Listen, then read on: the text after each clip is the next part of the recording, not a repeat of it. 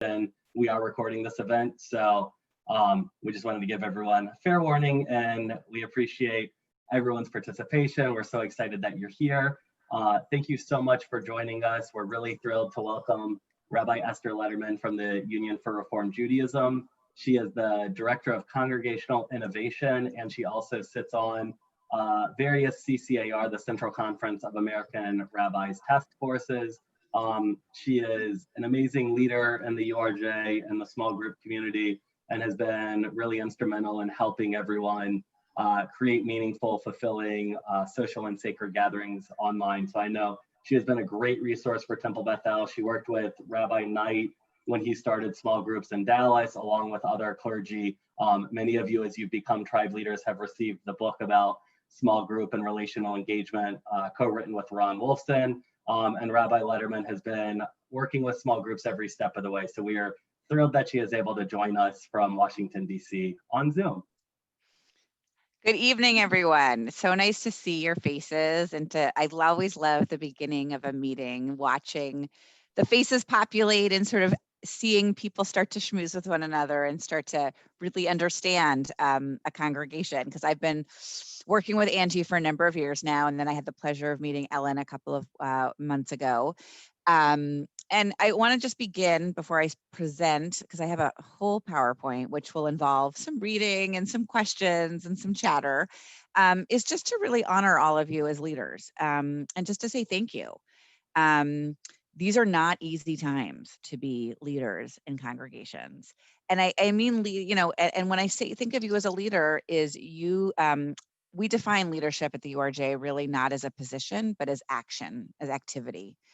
And that's what each of you are doing in terms of tribes and the work that you're doing. So I just want to give you all the honor and respect and gratitude, because you are what makes our congregation strong and better, and makes our movement strong and better.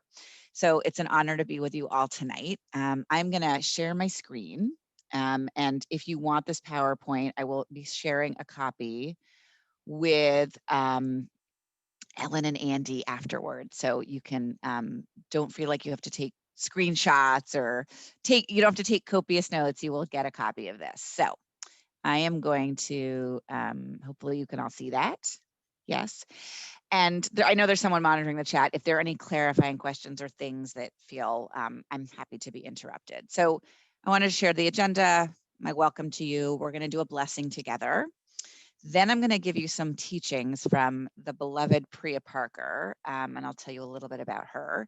A special section on dealing with Zoom fatigue, which something we can all appreciate because we all experience it. We're going to do some role plays tonight, and then followed by some Q&A. So sound like a decent agenda, a good use of your time? Awesome. So we're going to do this blessing. You may be familiar with it. It's a blessing for being in community. So I invite you to, we're going to say it, we're not going to hear each other necessarily, although if you want to unmute, you can. But really just to recognize this as a sacred time together, because we are engaged in the holy act of building community. So please join with me. Baruch atah Adonai, Eloheinu melech haolam, asher kitshanu b'mitzvotav v'tzivanu la'asok b'tzorkei tzibor. Blessed are you, Adonai, our God, source of all, who has made us holy with mitzvot and instructed us to engage deeply with community. Amen. So let me introduce you to Priya Parker. By a show of hands, how many, or like with a thumbs up or thumbs down, like how many of you have encountered Priya Parker before? I just get a sense. Okay, so some of you, not some of you. Okay, great. I always love introducing her to new folks.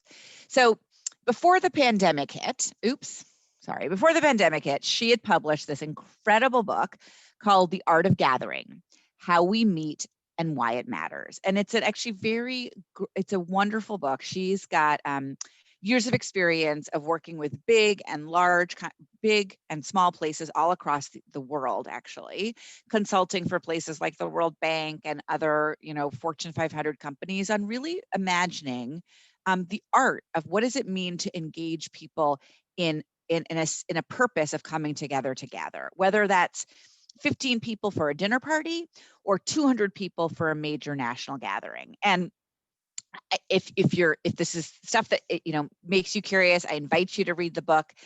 She also has a podcast now called Together Apart, because in a COVID world of social quarantine, or physical quarantine, I should say, and social distancing, right? The teachings of this it needed to be modified, because everything that you can do in person doesn't necessarily translate so easily. So if you're a book person, look at the Priya Parker. If you're at the book, if you're a podcast person, feel free to find it. It's done in collaboration with the New York Times. And I'm really going to give you, I'm not going to give you it all, because I couldn't give you it all in this amount of time, but I'm going to give you the key highlights that I think are really useful for running tribe groups and running small groups in general. And also any other ways that you're doing gathering or hosting in your life. So we're going to go on to, or I'm going to move us into teaching number 1. Something she calls generous authority. And I loved this. I love this phrase because I love words that don't seem to go together, that seem a little bit like an oxymoron, create a new meaning. And to me, generous and authority, we generally don't think of authority as generous, and we generally don't think of generosity in the spirit of authority. So here's what she writes. A gathering run on generous authority is run with a strong, confident hand, but it is run selflessly for the sake of others. Generous authority is imposing in a way that serves your guests. It spares them from chaos and anxiety. It spares them from the domination of some guests by other guests. It wards off pretenders who threaten a purpose. Sometimes generous authority demands a willingness to be disliked, I put it in error, in order to make your guests have the best experience of your gathering. So when I think about the best of what a small group leader or guide does, it is this: having a strong, confident hand. So that there's a point person. There is a person who knows what's coming next, who is in charge. People like things that are in charge.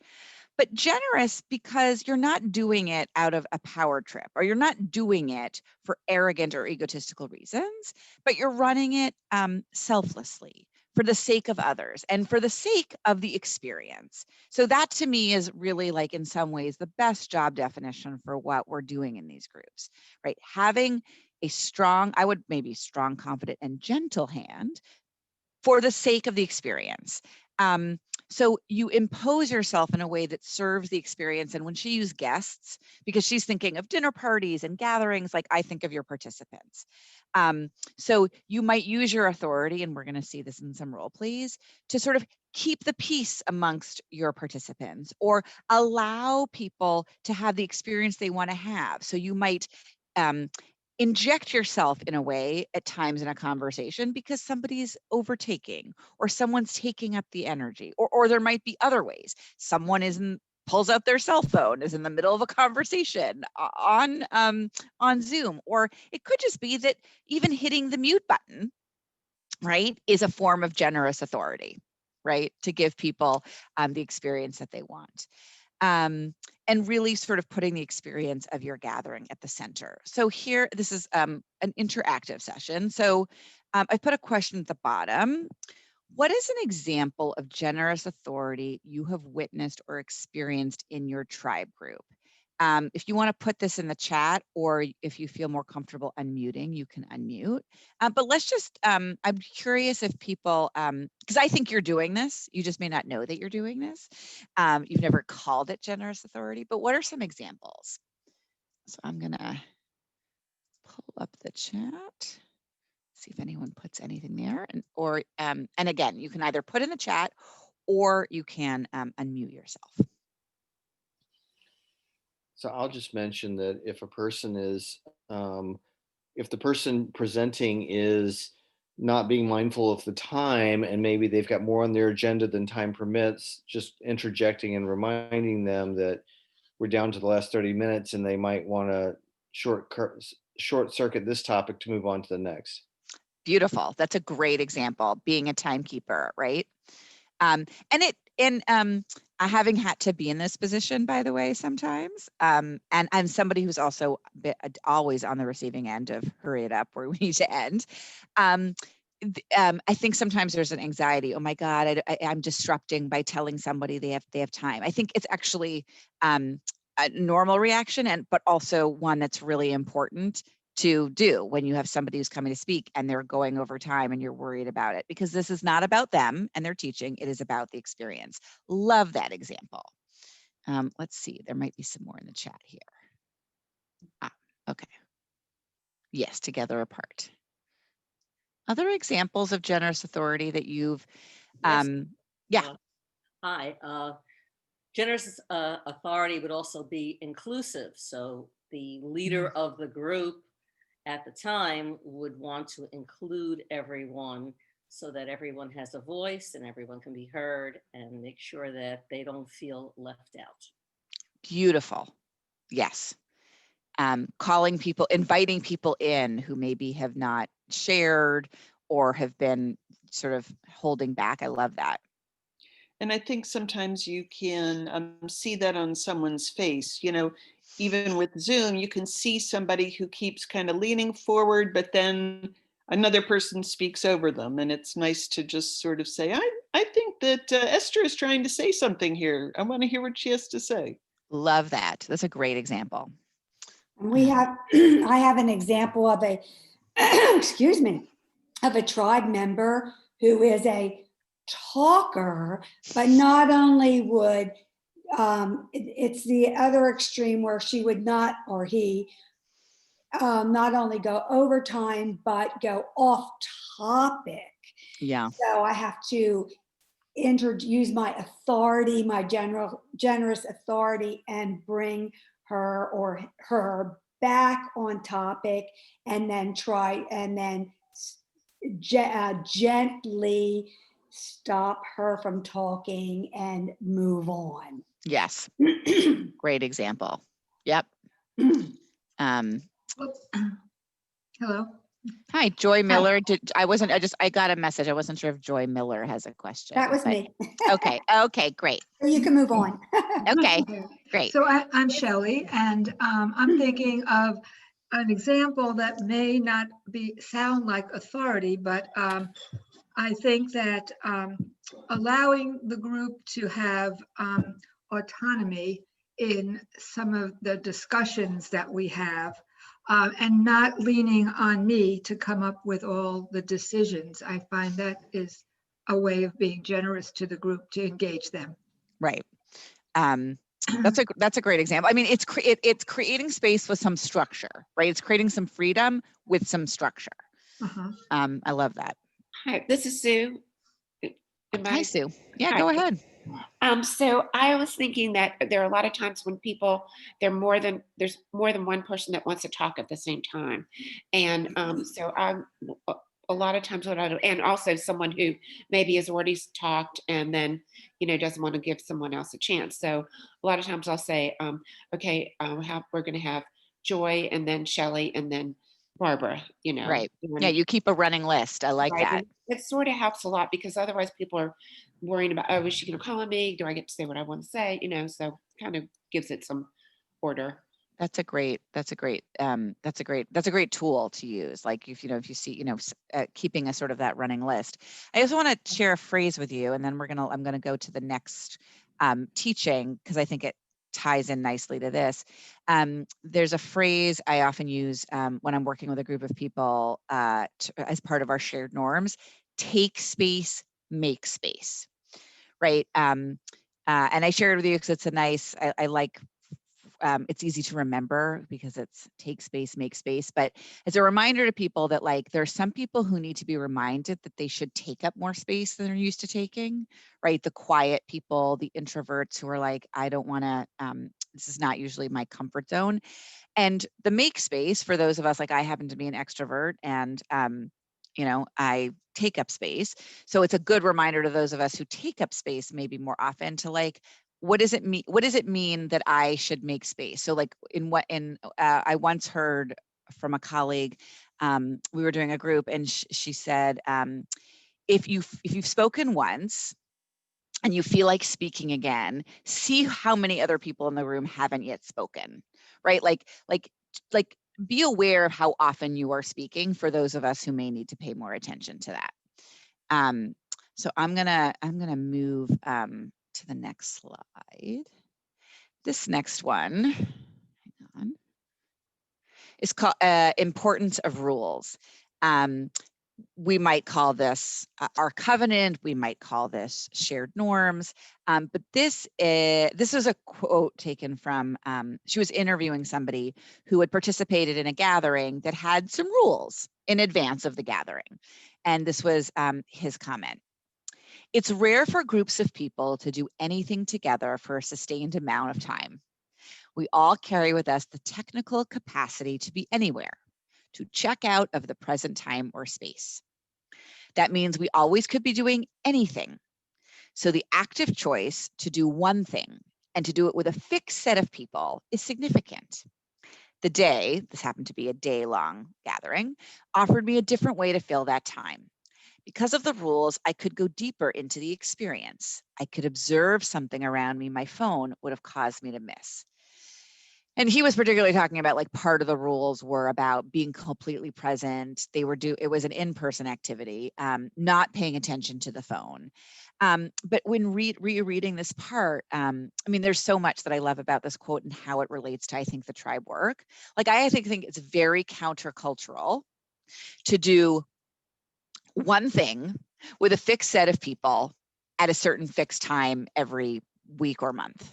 Like, I think what you're doing in tribes is so, I think it's going to change our culture. I think it changes the culture of our congregation, but it's not the norm. We're not used to committing like that, and we're used to having our devices or being able to multitask at all times. Like, I need to multitask. I need to have this meeting happening, but I also need to check my email, and I also need to be doing things at home. And COVID, I think, has only made the need or the feeling need to be in multiple places at once even harder. But what his experience came to was the rules that sort of forced me to be more present, that forced me not to check my phone, that really sort of gave me the frame, gave me a deeper experience. And so I wanted to have a little bit of a conversation about this. So I'm sure you probably have a breed or something. I'm curious, think about your experiences in your groups. So I wrote the question, how can rules in tribe groups allow people to go deeper? I'm curious both that on the theoretical and also what you've seen, whether if you've used some sort of shared norms at the beginning and how that's helped. If you haven't, how, maybe that has had a negative impact. But I'm curious about this question of how you're experiencing this question of rules in tribe groups. And again, feel free to unmute or to put in the chat. So I can share a little bit. Our tribe is, or one of my tribes, the one I lead, is very specific in terms of it's a writing thing. We write in the moment. And the process is governed by a very explicit set of like 8 rules, which seem really heavy-handed and arbitrary, but they really create an experience. And one of them is like you respond, people share what they write if they want to, and you respond for what you like, what sticks with you. You don't ask questions for clarity. You don't make a suggestion, oh, it'd be really better if. And it's just a really nice structure for people to feel heard and witnessed and honored, and also notice what works in their writing. So, and we read it every time, every month. That's part of our ritual opening. We take turns and just read the 8, because again, some of them aren't intuitive.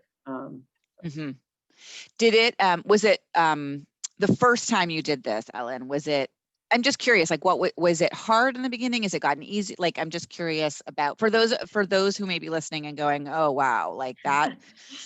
So, I mean, I have to admit, so because I was offering this tribe to do this specific kind of writing, and like I didn't make up the rules. So basically it was much, in many ways, we've got a group greet in terms of like tribes in general, and then we've got this specific writing thing. And it was very heavy-handed on my part, pretty much counter how we created the greet for this other thing. While we're clearly not a class, this process was developed by like other people. So I served that up is here's what I'm offering. Right. Here's how other people have said it works. But the other breed, which I think we'll revisit perhaps now that we're really deeply into Zoom, but the group norms for like, don't look at your cell phone, stuff like that. That was a group creation. So I think in theory, probably a combination between the two. If you've got things that you think are good, bringing them to the tribe, but having it be a joint acceptance or denial of what's offered. Right. Janice writes, once the tribe is established, it seems that it will be difficult to begin introducing rules. I do think that can be true. I mean, I think there's something really important about beginnings and creating that. It's not impossible. Like, I do know that there are times when groups, particularly when there is a moment of rupture, or in the group sort of, in group formation, there's forming, storming, and norming. In a storming moment of a group trying to gel, there can be that's a good moment, because ruptures are good moments to sort of say, hey, you know what, that doesn't seem to be working for us right now. Maybe we should try something different. But I agree with you that if you start it without sort of no sense of shared norms, no shared understandings, it can be more difficult. The resistance might be higher. Any other examples of how people have used, and it could be with tribes, it also could be from other examples of group work that anybody has seen? I think that one of the things that sets the success of our personal tribe is saying or opening prayer at every single meeting, because we as Jews are very ritualistic. We have a Seder, we have a set of order, a set of norms, and what we've done is taken that set out of the sanctuary and put it into our own homes and among our own group. Yeah. And I think it works very well for us. Yep. Yeah. Related to that, anybody who's ever been a parent and having to tell a child, don't do this or do that. I have to say, like, one of the I'm a parent of a 9-year-old and a 7-year-old. So I've only been doing this for that amount of time, was realizing that it was much easier to sort of get my kids to cooperate when I could point to something on the wall that was written or visual. Like, it wasn't just mommy deciding you need to do it this way. It was like, oh yeah, we have something written down that we've kind of agreed to. Now, for some of the rules with my kids, of course, there are things that I have said we're agreeing to as a family. It's not a complete democracy. But I think there's something really powerful. Like, even Ellen, you touched on the example of, like, you didn't create the rules, right? You could, this is not personal. I think that helps sometimes also with facilitators when they're trying to stop some behavior that might be unhelpful through generous authority, when they can say, listen, in our BRIE, we have agreed, or in our shared norms, we have agreed to do this. I didn't come up with the rules, right? It's something we've all agreed to. So there's also something really important about that as well. I'm just noticing the time, so I'm gonna keep going because I do want to get to other things. So the next bit of lesson from Priya is just this great 90% rule. 90% of what makes a gathering successful is put in place beforehand. And the 10% is left to chance, right? So I think most of you probably know this, because probably you do a lot of work in terms of getting ready for your groups, but 90% of how it's going to be successful, the experience is going to be successful, is how much prep. And I'm not saying that means you have to do all the prep in advance. But if, you should know what your check-in question is in advance. You should have a plan. If there is some prep work for the participants in order to get something out of the experience, like, do they need to read an article, watch a video? If it's a more intensive check-in question, should they think about it in advance? Like, do you want them to think about it so they have something prepared? Do they physically need to bring something to this Zoom gathering? Like, is there going to be an opportunity to offer a l'chaim, like a to life toast, and they should have something in advance? So just, again, 90% of what makes a successful gathering is put in place beforehand, and just having some forethought. And then the last thing I want to end with from her before we move into Zoom fatigue, going beyond the schmooze and Zoom fatigue, is this idea of a passageway. And this is what she writes. One way to help people leave their other worlds and enter yours is to walk them through a passageway, physical or metaphorical. In our world, we're talking metaphorical since most of us are doing this, on Zoom. The idea of helping people transition from one state to another is embedded in many rituals of traditional societies. It's the equivalent of a doctor taking off her jacket and putting on her white coat as she enters her office. It's the act of Muslims washing their hands and feet before prayer.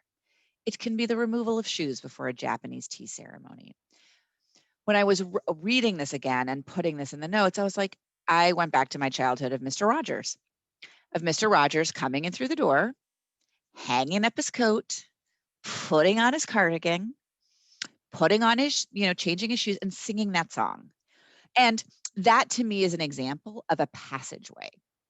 And partially I wanted to lift this one up in particular, because I think one of the ways we help to create a sense of difference on our Zoom calls now in small groups, in a way that it would be much easier to do if we were in person. But because we're now living, socializing, and working from the same, I'm sitting in the same office where I have happy hour with friends, where I do my work calls, where I, talk to people on FaceTime, talk to people on Facebook. So even more so, I think we need these rituals of transition. And there are a lot of, we don't have time for us to sort of brainstorm this, but I give this to you as an opportunity to think about what are some ways in your Zoom meetings that you could either in the meeting create this passageway together, and this could be a really interesting brainstorm with your group, or encouraging people, what are they doing on their own before they enter this passageway? Are they changing their shoes? Are they getting their cup of tea? What is something physical or metaphorical in their space that they could be doing that you could help? Again, it could be something they do separately or together, that I think can sort of signify, you know what? I'm in different time now. Because, one of the things I think about small groups is, even though I'm assuming most of them are not happening on Shabbat, but they are sacred time in a different way. And I think we want them to feel different, we want them to feel different that way. So I'm going to leave that there, just something to think about. So a couple of other things I wanted to share before we get into role plays. Moving beyond the schmooze. This was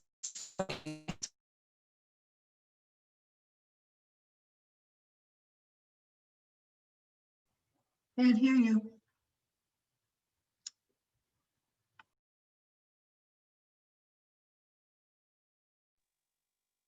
Natalie, can you, I don't, yeah.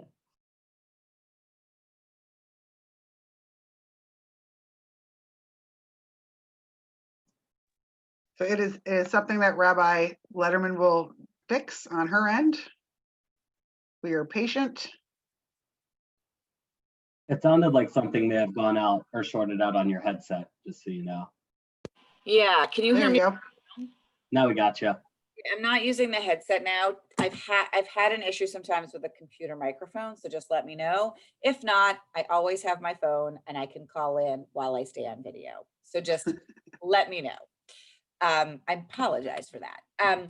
So one of the conversations Ellen and I had was, this may not apply to you, but it might, is you get online, you're schmoozing, it's great schmoozing, and then it's sort of like, it dies. Like there's nothing else to talk about. We don't really have something to hear. And what are some tools? So I want to give you 3 quick ideas for how can you move beyond the schmooze in a simple, easy way. The very first question God asks of Adam and Eve in the garden is this question, Ayeka, where are you? Now, God's not asking a geography question. God knows exactly where Adam and Eve are. They're in the garden. They have just eaten of the fruit God has told them not to eat. when God asks the question, where are you? It's a spiritual question. Where are you? I have used this actually mostly with my friends when I'm doing small group work, but it's a great intro question. Like if there's 10 of you, where are you? And like setting a time limit, like 2 minutes, like where are you right now? It's a very open-ended question. And also I love it that it's rooted in this Ayeka question from God. So that's thought number one. Thought number two is, I didn't put it in the chat. I didn't put it in the PowerPoint, but Temple Bethel, in case you don't know this, they have an incredible website with a relational bank for all you tribe leaders.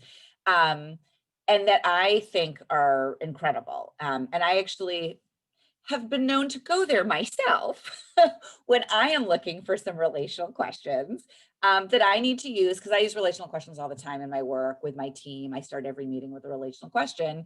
If I'm, sort of like, I need a good question that's going to allow us to talk to one another. So in case you needed a reminder about that awesome resource, it is there. Another really one that I love is this concept of oys and joys. What are the joys in your life this month? What are the oys? And you could do both, and you could do one at the beginning and one at the end of the meeting. You could do them both at the beginning, but I often, I've been in some board meetings where they call this good and welfare, which is fine. I think good and welfare, I've often thought of good and welfare as like, we just need you to list your things that are going on, as opposed to, we really want to hear the story. I think oys and joys kind of gives it more that we want to celebrate with you what your joy is, and we want to hear and be there for you and really hear your oys. So just three simple examples, and now I'm going to move on to Zoom fatigue. Since it's a real thing, it's so real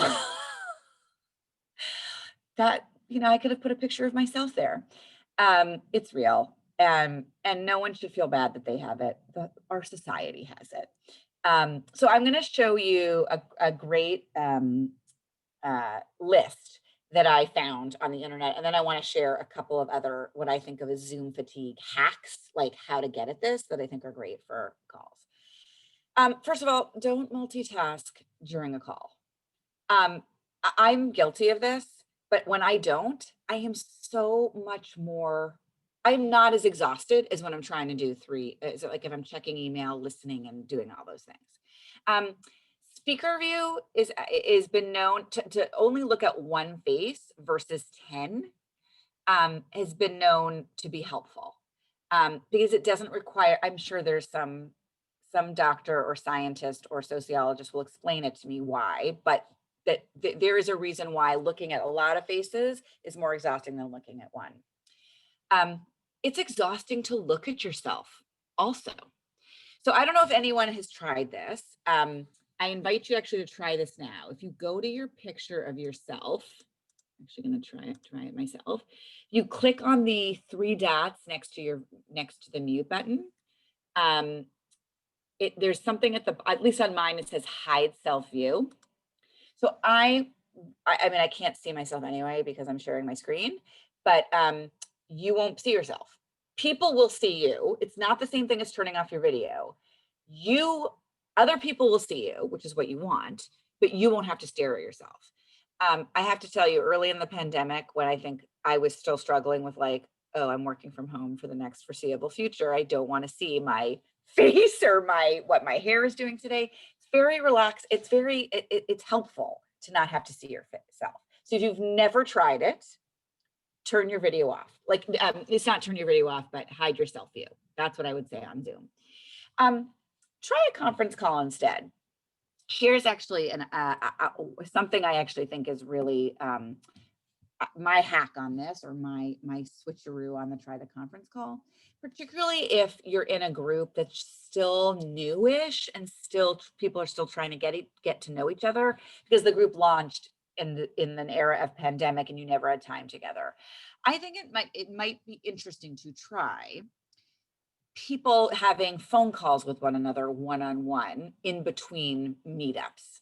So it might mean that you extend the amount of time that goes between meetings, but like, what does it look like if you're a new person in a group, and instead of instead of getting on a Zoom call every time, in between those Zoom calls, I actually have a lovely phone call where I don't have to worry about what I look like. And by having a phone call, one of my suggestions is to change your place.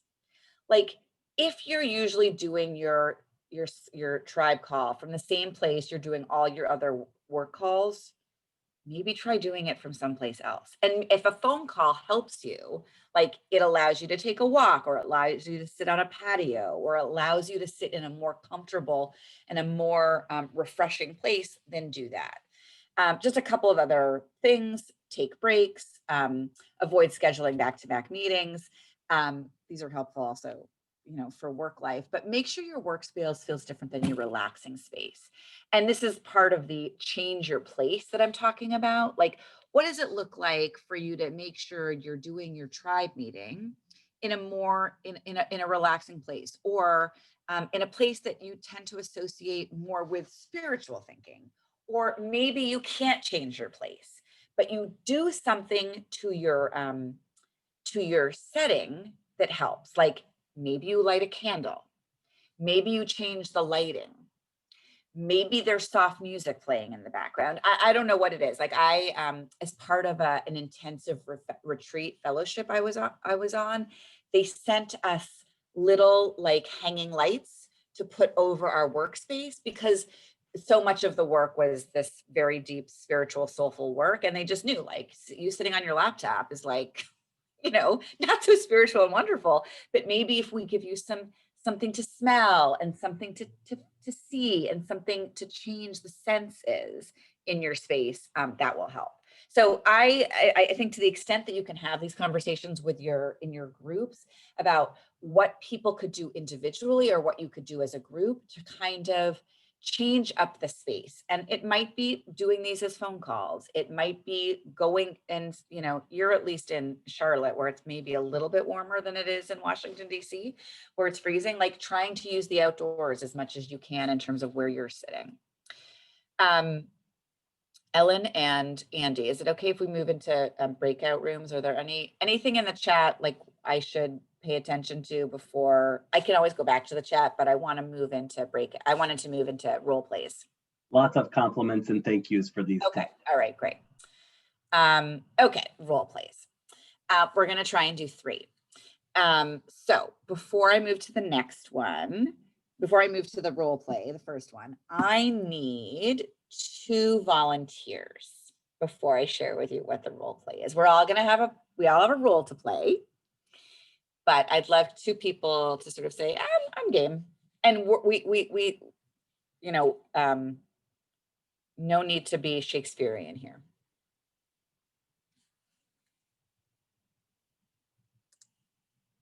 Oh, okay, Lori Sparks. Great. Thank you so much. We are so grateful to you. And could we get one more person?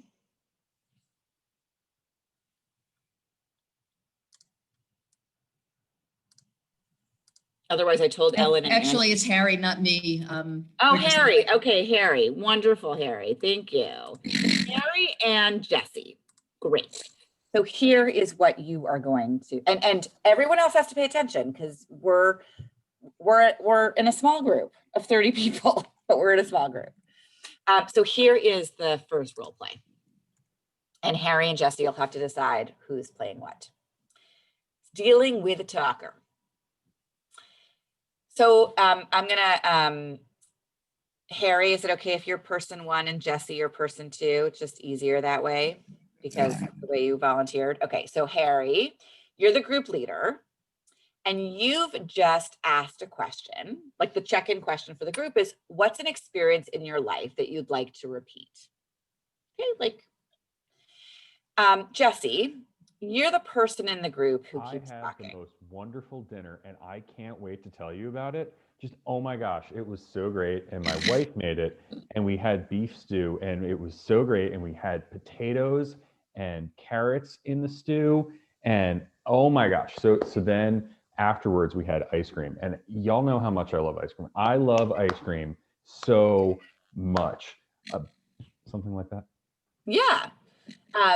and the rest of us can sort of play along however we want, like whatever role. But really, the ice cream was chocolate chip, and it had little spots of peanuts in it, and it was just one. Sorry.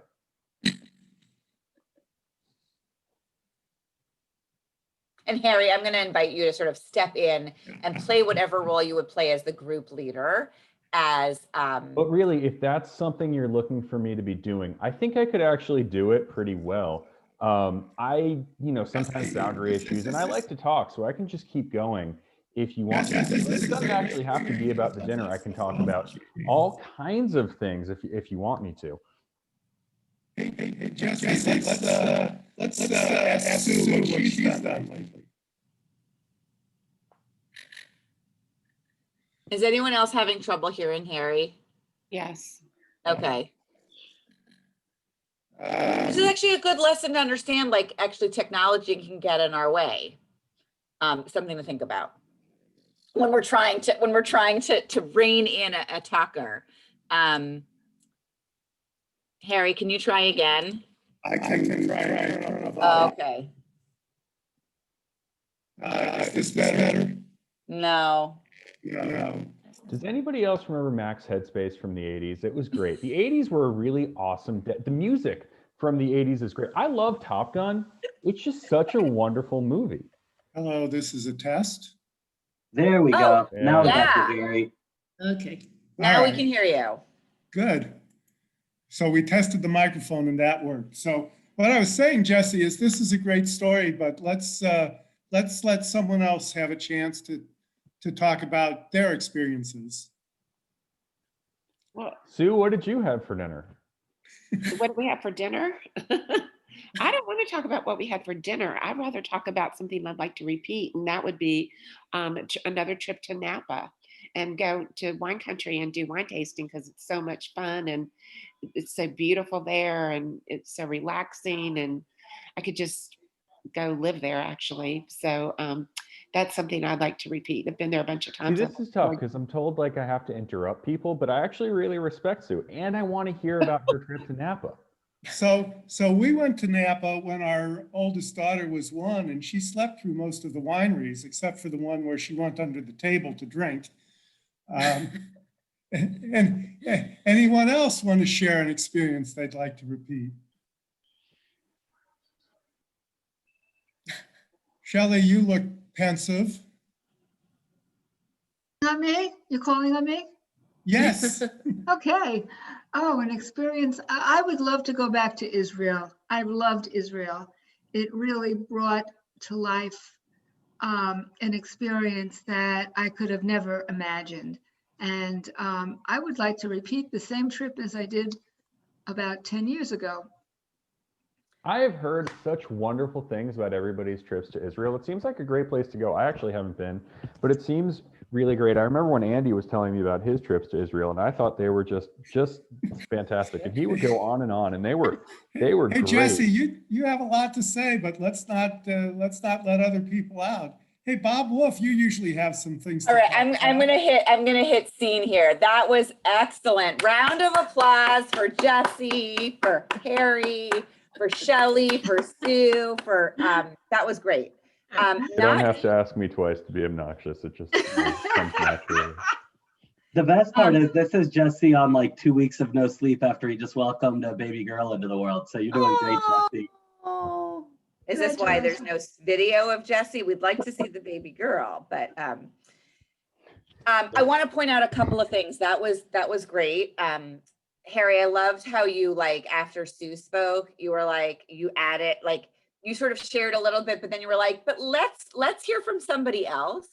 Sue, I also loved, it was a great example of actually how those people who are in, like, I think one question is, how do you empower the people in your group to also play this kind of a role? Like, it was a great example of a participant in the group sort of saying, like, Jesse, I'm not answering that question. We're going to answer the question that Harry, our group leader, asked us. And I think in some ways a sign of a really successful group is sort of when the shared norms are so accepted that you as the group leader don't have to be the only one imposing them, but the group, they've so internalized the experience.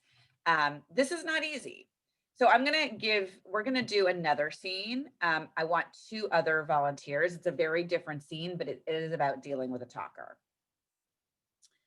So anyone else want to step forward? Thank you, Jesse and Harry. You are off the hook for the next one. And mazel tov, Jesse, on that new baby. Thank you very much. Happy to do it just to keep things moving, but Ellen, thank welcome you. anybody else. All right, let's see who's in the chat. Anybody else right in the chat? Oh, hard acts to follow. Again, not don't need to worry about phoning it in an Oscar presentation or Emmy winning or Tony's. Like, Betsy, I can say it because I know you and I love. Oh, Joy just volunteered. We can save the awesome. next Ellen one. and Joy. Okay, great. We're gonna go to the next scenario. Dealing with a talker, part 2. So Joy, I'm gonna ask you to be person 1, and Ellen, I'm gonna ask you to be person 2. And we're just gonna watch. So Joy, you're the group leader. There's a person in the group who has been challenging as she or he really dominates the conversation. You've decided to deal with this one-on-one by approaching the person privately. So imagine this is a phone call or a Zoom call, however you want to play it. And Ellen, the group facilitator, Joy, she's your group leader. She's reached out to talk to you, and you have no idea why. So I don't know if there's a way. I'm going to take off my share. I have no idea if there's a way to spotlight Ellen and Joy for the rest of the team. But Joy, you are muted. You know that, right?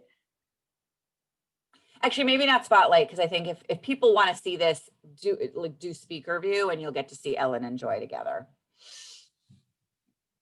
You're muted, Joy. All right, can you hear me, Ellen? Okay. Yes. Hi, Ellen. How are you today? Hey, Joy. I'm good. What's up? Oh, well, I just wanted to touch base with you and tell you how much I enjoy having you in our tribe and how much I enjoy you contributing to our conversation. Oh, thanks so much. I just love it when I can share and chat so freely with so many nice people. Well, you Thanks are for such sharing an that. Well, you are a real asset to our tribe, and I really enjoy what you have to contribute.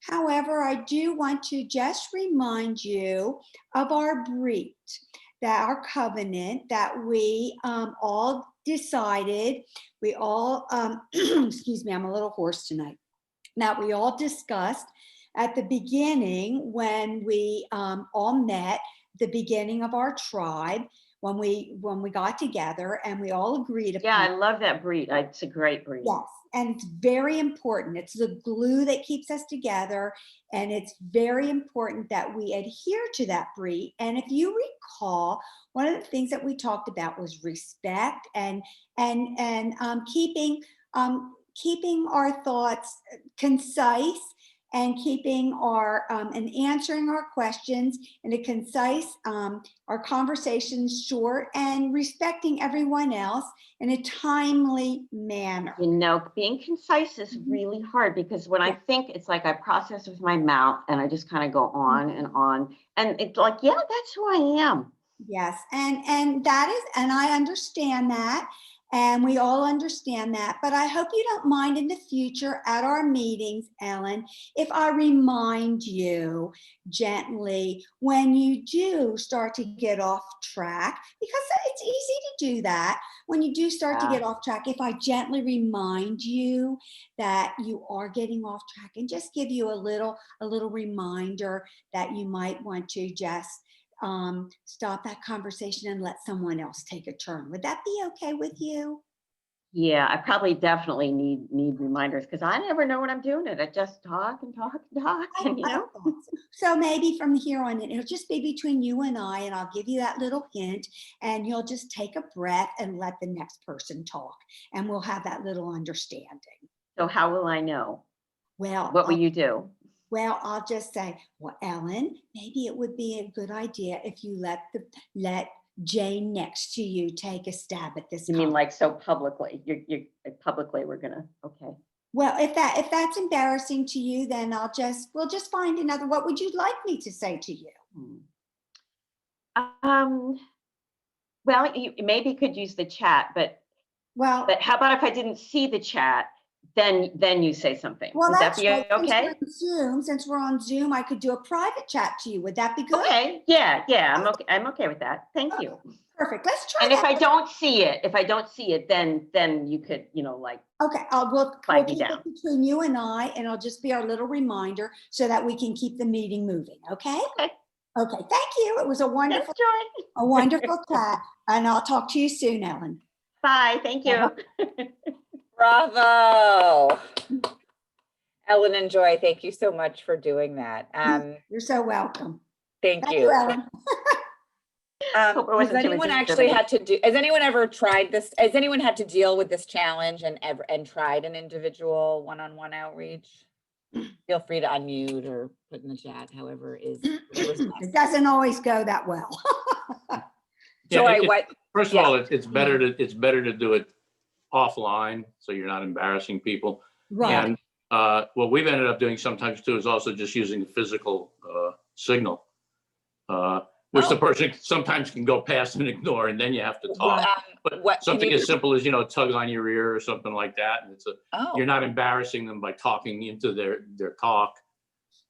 Well, we've had a situation with one tribe member where we did have to speak with them privately.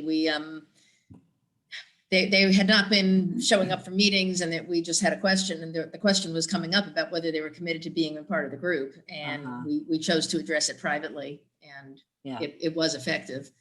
Yeah. I think particularly when it's a question about their commitment, and which can require sort of, well, why did you want to join in the first place, and what, I think that's a great tack to do. Joy, you're muted. And I know Shelley wants to speak also. Yeah, I'll be brief, but sometimes it helps to refer back to that covenant.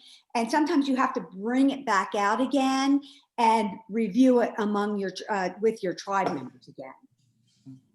Shelley, you wanted to say something? Yeah, because what was just mentioned about the commitment, I have a newer tribe member who joined later than most people. And she is a friend of mine, and she was very excited to join the tribe, and she rarely shows up. And I've spoken to her about it, and I don't want to pressure her about it. And I know some of the reasons why she's not showing up, and it's more discomfort. So about coming into a group where people know each other already. So Andy sent out a list of all the tribe members and asked for us to state which ones are currently, members and who has left. And so I contacted her again, and I said, I got this list. I need to know if you're really committed. And she said she is. So I have to see. But do you have a recommendation of what to say to someone who may not feel comfortable because the tribe is already a solid group?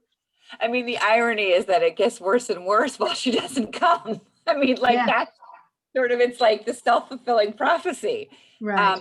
I did wonder if one part of that is like, I just believe in being fully transparent about that, like holding up that mirror to her and sort of saying like, I mean, you're not going to be her therapist, but just saying, it's really interesting. It's something I noticed is that on the one hand, you want to get closer to this group, but your behavior is gonna make it even harder over the long run. I also wondered about if some one-on-one calls between her and group members, just from like a 30-minute, for her to get to know a couple of the people one-on-one. If there's a couple of people you could tag in the group and say, hey, this is a person new in the group. It would be, I think it would feel more committed and more drawn in if she got to know you a little bit better. I like that idea. That's a great idea. I don't know. If there are other ideas, feel free to put them in the chat. I know this is not easy. Anyone else? Tracy, I wasn't sure if that was a hand going up or, okay. And I had an experience with, it wasn't a tribe, but it was another group situation where someone came in considerably further down the line than the original people in the group. And when she did, she talked all the time. And not only that, but she knew better than anyone. She was smarter than everyone. She was, I mean, it was just really obnoxious is the only thing I could think of to say. And people, and, you know, I always worry about the people in the group because, you know, if they're in there with someone like that, then they're going to say, you know, I don't really want to come anymore, you know, because of the way that she makes me feel. So I decided after discussing with a couple people not to call her one-on-one, but to actually go back on the next time we met and say, you know, there are a lot of new people that have joined the group, and I just, you know, was thinking it might be good to go over the ground rules again. You know, just remind everybody what the ground rules are. And, you know, it was like kindergarten, basically, you know, don't talk when somebody else is talking and let everybody have a turn, blah, blah, you know, that kind of stuff. And it worked really well. I mean, she knew I was talking to her, and I could see her like dying to talk, you know, and interrupt several times, but it was almost like I could just see her like kind of sitting on her hands and just waiting, you know, to have her turn. And so from that point of view, it really worked very well. But then other things that happened where she would, you know, sort of like showing her superiority in an email kind of like, and I've learned that I think killing people with kindness is works really well for people like that, because they expect you to be on the defensive, and so I would just send her an email and just kind of explain, you know, what we've done when she wasn't in the group and whatever. And she hasn't, you know, she came back a few times, but she hasn't been back for a while, but it really was a big problem. And I really did worry about the rest of the group and whether, you know, they were going to be able to kind of tough it out until we got the situation under control. Yeah. I want to check in just for a minute with Ellen. I have Ellen and Andy. I have one more role play. I'm also happy to not do it and just lead to a general Q&A / conversation, or I can do one more role play. Would you have a sense? So I'm going to vote, especially if it's the silence one, that we do it because, and partly because you've been so free flowing with questions while we go, we'll still do Q&A, but I feel like we haven't made everybody hold them up. So okay, so I need one volunteer for this next one before I share my screen and share it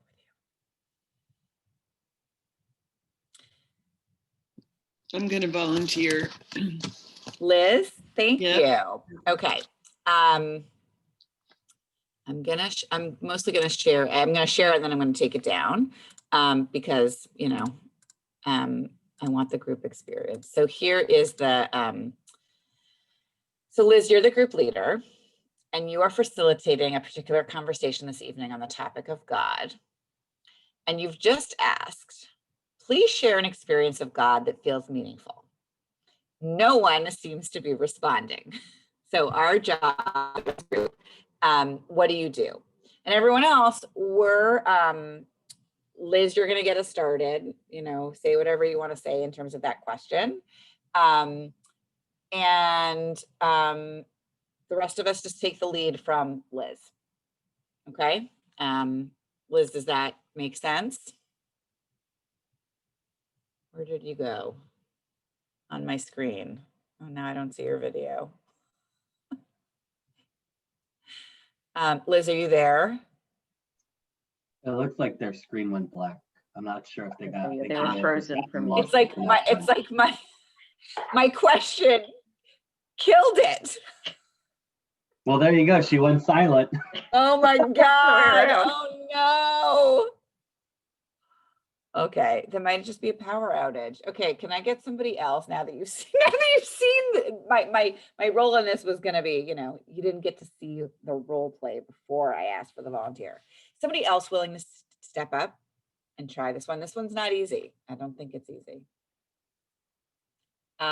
Jeffrey, great.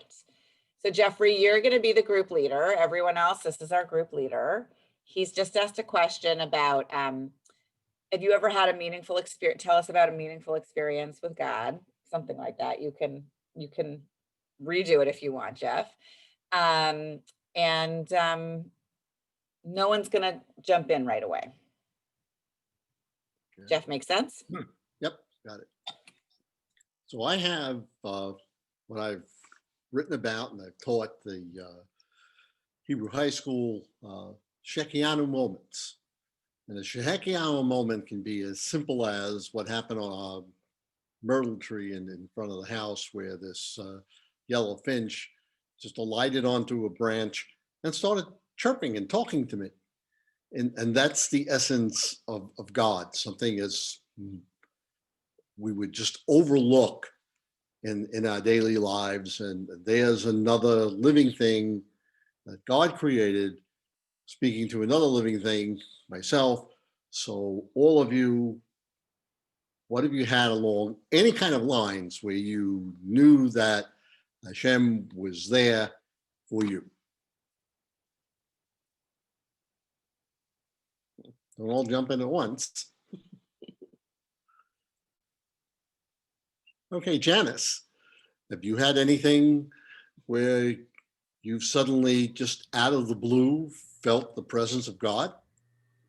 Well, yes, but it sounds kind of silly, so that's why I didn't really want to share it. But both my husband and I lost our spouses, and we ended up meeting in a grief counseling like 50 miles from our homes. We were both driving about 50 miles to go to this meeting, and no one else showed up for the class but the two of us.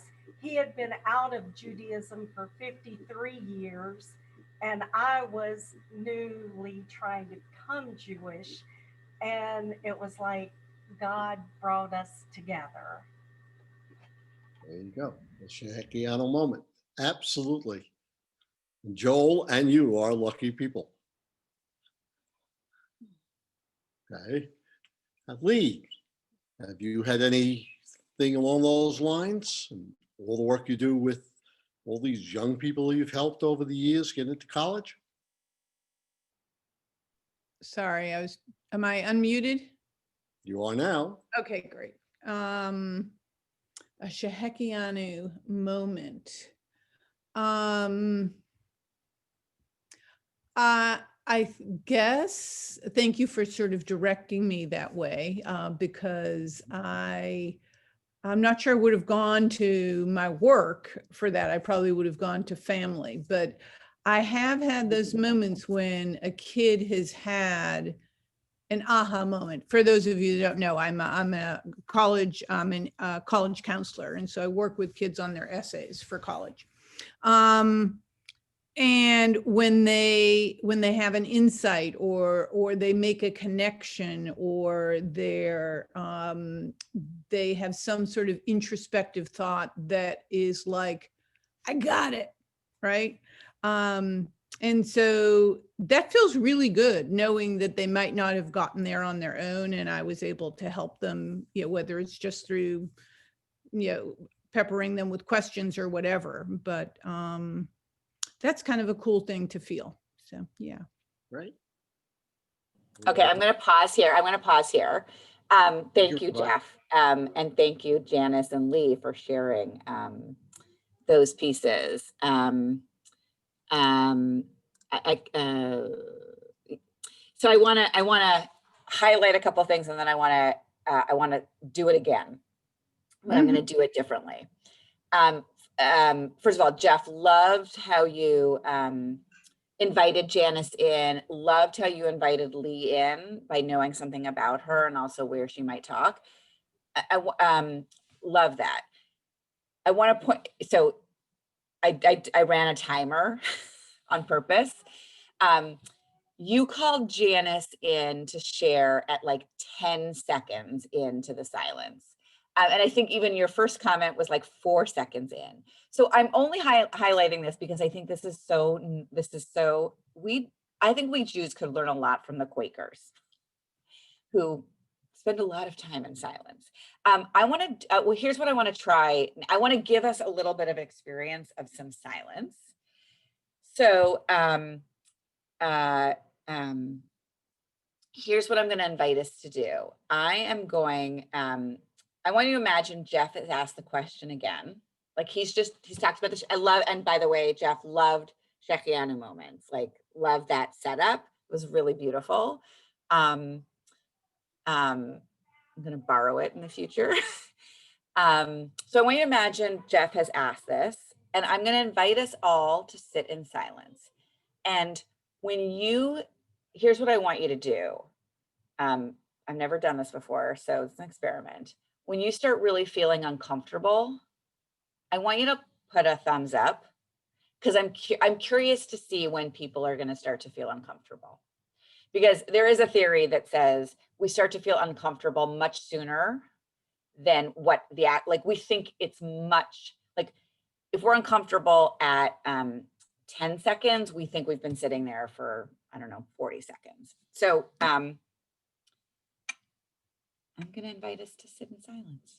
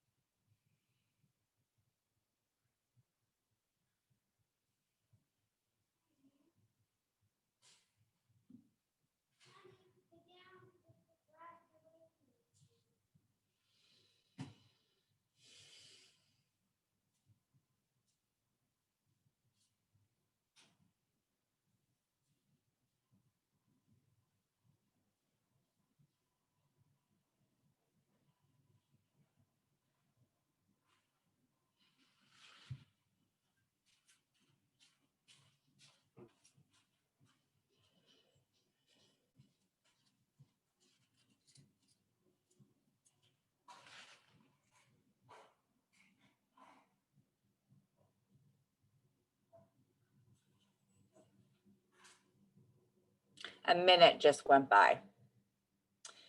So I do that, and I'm sorry, you might have seen a little one here. I do that because, like, I mean, I really did actually feel uncomfortable when I lifted mine, but I know I was the first, because it was also a false setup. Like, I didn't actually just land a question on you to think about. I mean, I said, imagine this, but there's real challenges with letting us people just sit in silence, right? Not for the sake of like just sitting it and just being called, but like, it's why, I don't know if anyone has experienced this. Like, I now, when I do brainstorms, I mostly, even with being on Zoom, I mostly insist on using a technique that isn't asking people to do some quiet thinking first, partially because I think there's a lot of us who, we do want to get a lot of stuff out, but we're not going to get it out until we've had a chance to sort of like let the first few drafts ruminate a little bit, marinate a little bit. So I wanted to do that just to sort of say to you, like, it's okay for us to ask a question in a group, or for there to be a moment in a conversation, because sometimes the silence comes from like somebody says something and it's like a mic drop and you're like, I'm grappling with what that person just said, or the power of their story so overwhelmed me. Like in Janice and listening to your story, I was just so moved by that story. And there's a part of me that just wanted to like sit in that for a little bit, or like, what would it be like to be invited to just let that story wash over me a little bit more and imagine, like, because there's both, like, just to use your example, Janice, of your story of a Shechianu moment, I was both really moved by hearing that story of like both of you experiencing loss and each of you driving 50 miles and being the only two people to show up and being at totally opposite ends in terms of your Jewish journey, and just really being with you in that story. And I'm also a person in this story now. So then I started thinking about, I'm thinking about my marriage. And is there a God Shechianu moment in my marriage?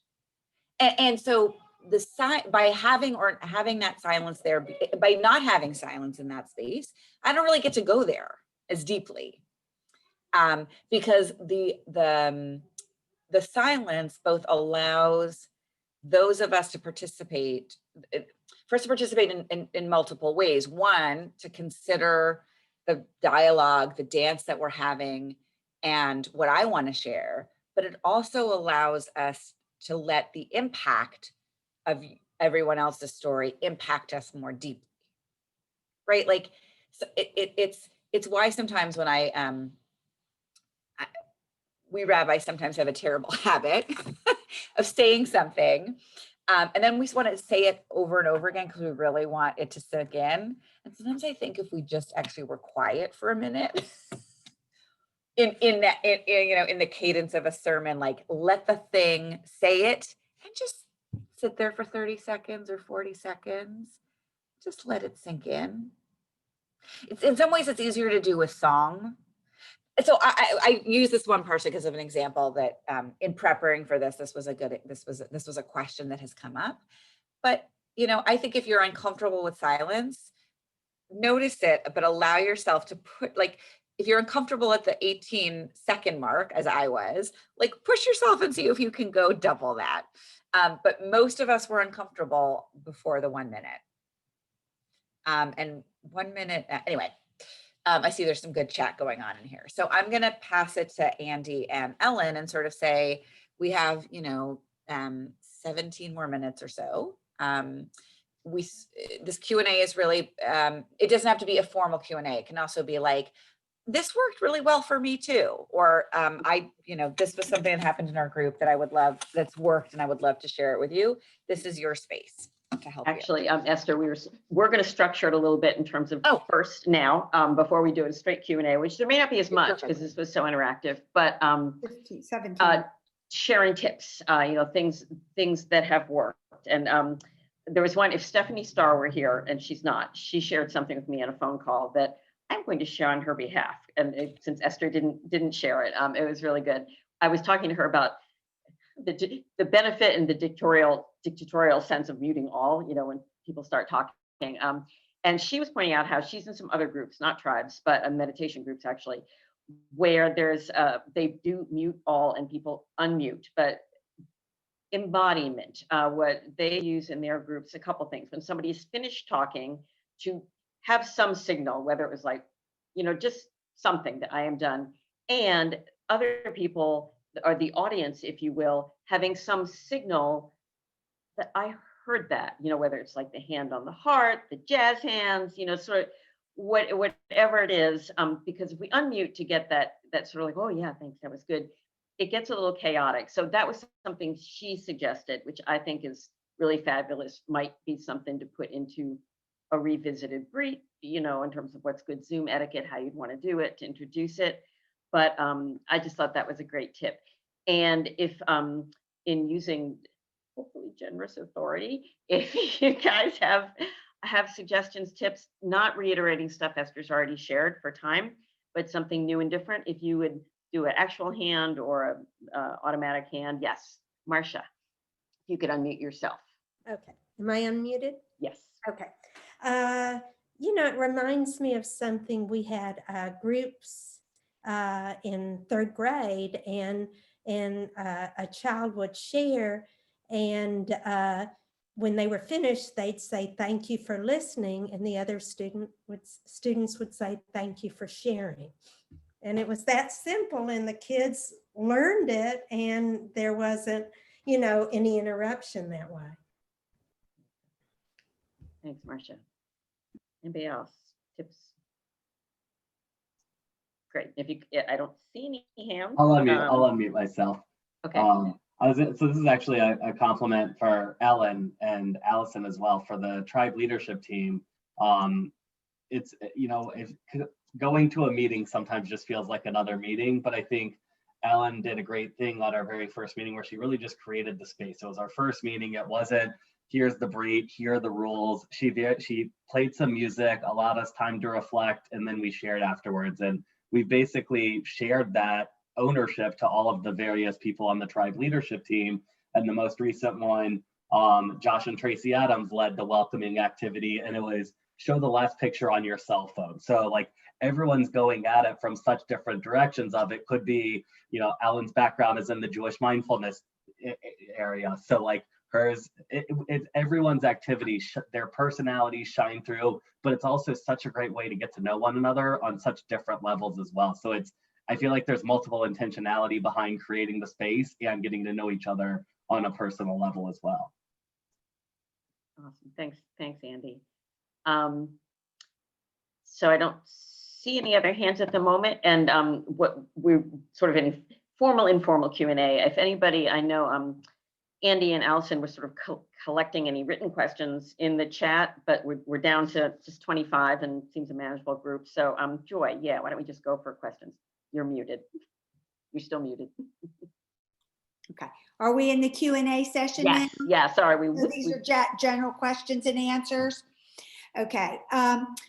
Thank you very much, Rabbi Lederman. I found this. I found some very good tips about how to make a more interesting Zoom tribe meeting, because they can become very routine after a while. And I did really enjoy you facilitating this meeting. So thank you very much. Pre-pandemic, I knew nothing about Zoom. I do not have a business background. I'm a registered nurse. So I never used Zoom in my life. So Janet Schwartz and I were co-leaders of tribes previously. And Janet nor I knew anything. I hope you don't mind me mentioning that, Janet. Knew nothing about tribes, Zoom. So it was a crash course. But I'm speaking for myself now. I still only know the basics about Zoom. And I find that there's very little support when it comes to Zoom. I learn everything by the seat of my pants, and it's frustrating. I have a wine and geography tribe, and we want to share the screen and put up information on the screen once a month about particular wines and geographical areas where the wine is from. And I don't know how to share a screen, and I don't know, and I've tried everything, and there's just technical things I don't know about Zoom, and I don't know where to get the information. So I know there's a technical question, but there doesn't seem to be support anywhere. It's not like they have customer service. It's not like I can't, and I don't know where to go to get this information. So I don't know who can help me on this Zoom meeting tonight. Ellen?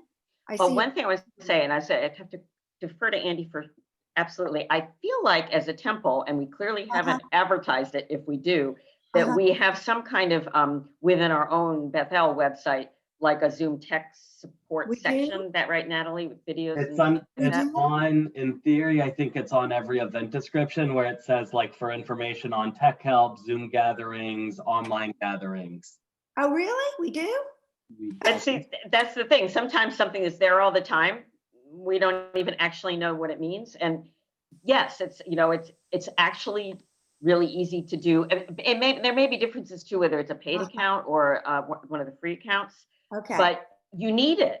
Yeah, I mean, if you can't share screens and someone in your group can't tell you how to share a screen, that's very frustrating. So where is it, Natalie? Call me next week, Joy, and I'll be more than happy to help you with all of your Zoom needs. That would be wonderful. Thank you. But I say, but Joy's question, Natalie and Andy, I think tells us we may need a targeted email again, letting yes, people here know Natalie will help, but to really let people know where to go. A good platform to bring that up in case any other tribe leaders need more tribe help. I mean, need more Zoom help. Right. Yes. I was going to say, thank you for sharing that. I just chatted it in the box, the direct link. And I know Rabbi Lederman also posted there's a general support page. I will say I happen to know some decent Zoom stuff from my time with the URJ, and a lot of times I will just go to Google. My mom always told me, go look it up in the encyclopedia or dictionary growing up. Rabbi Google, Google knows all. Yeah. Right. And what I was going to say about Zoom is like, if you're used to customer support in a one-on-one way, you're not going to get that from Zoom, but their tutorial, like they do have really great videos. And yes, you could go find them on YouTube. You can go Google them. When we went, I was very adept at Zoom, but there were certain things I didn't know how to do. And I just used their tutorials. Like I would watch a video and be like, oh, okay. Yeah, right. But yes, thank you for asking that. I think it's a great question. And so I'm mindful of time. Other questions? Anybody have anything? I too thought this was great, Esther, but because we don't, since we're at 10 of 9, certainly also, by the way, if things come up that you haven't thought of now, feel free to email me or Allison or Andy, and we can either answer or ask Esther or whatever. Yeah. If we're ready for sort of a quick wrap up. Yeah, I also want to point out, Karen just did put in the chat, like there is a difference between accessing Zoom if you're on a PC, an iPad, a phone. So just know that. I mean, in general, I try not to do Zoom calls from my phone just because there are limitations. But yes, just do know that there is Zoom. The interface will look different. Also, if you're explaining to somebody, like a button is at the top, it's sometimes at the bottom if you're on the iPad. So just notice that, right? And a Mac versus a PC. Absolutely. Yeah. Awesome. Okay, so I've got a little wrap up thing in front of me, but I'm going to start with what for me is number 3. I mean, hopefully you will get an email and you will see it, but for everybody who is here, who's a member of Bethel, we've got this thing coming up on December 12th. It's a magic show and a magic of tribes. And we want to include, after the performance, breakout rooms. I'd like to have a mini tribe experience. I'm not going to get the details of it now, but we would love to have this small group, sort of as small as possible. We don't want rooms of 10 if we can have rooms of 6. And we want leaders or people who feel comfortable on Zoom. And if you've attended this, even if you're not a tribe leader, you might well be able to step up to the plate to help facilitate these little breakout rooms for between 15 and 30 minutes. We haven't figured out exactly what we're doing, and you would have support and guidance on what we would suggest or wing it on your own. So basically that's a heads up that please consider being willing to step up the plate to do that on Saturday, December 12th, after a really, really fun temple-wide presentation. And so I just wanted to get your alert to look for that in an email to let me know if maybe you'd be willing to do that, or let me answer your questions.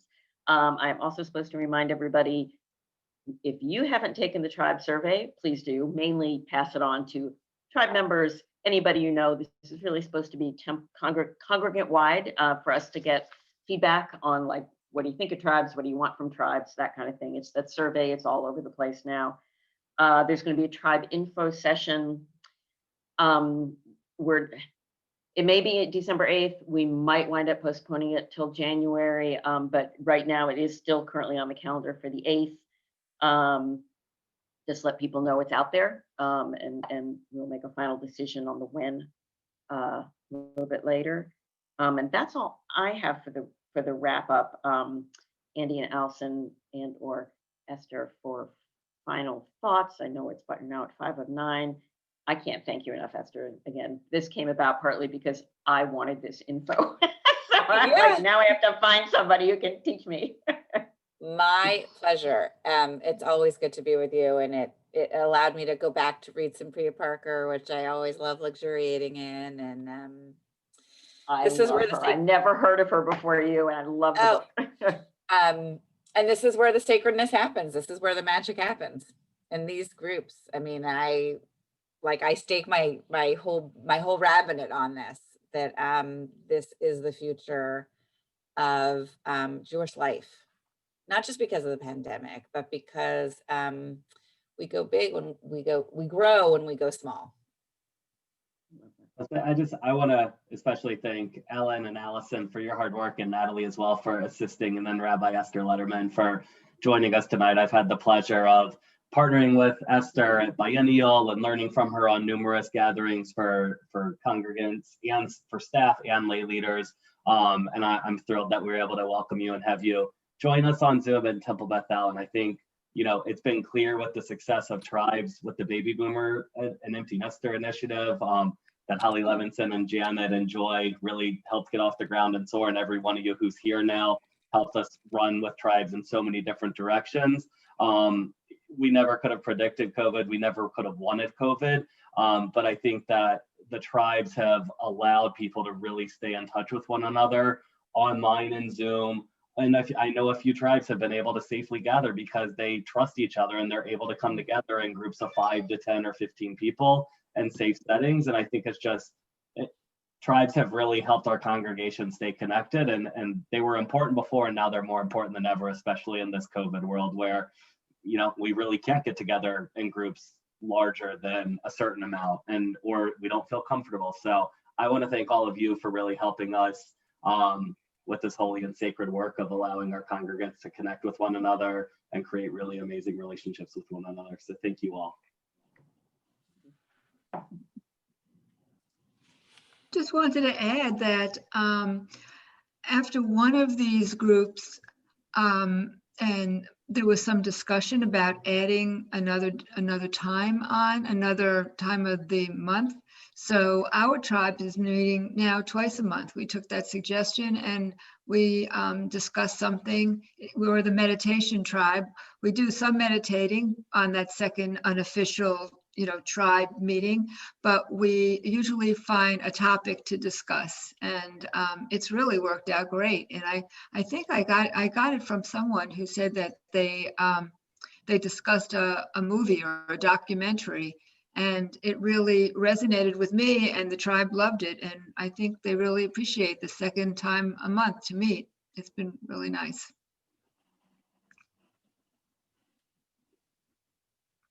All right, well, I guess an official good night to everybody. And thank you so much for being here and listening and sharing. Super helpful. I'm really glad to see everybody. And again, thank you so much, Esther. And I'm so glad we got Thank you. Thank Great you. to see all of you. Thank you, everyone. Good Thank night. you. Bye. Thank Night, you. everybody. Bye. Happy Turkey Day. Bye.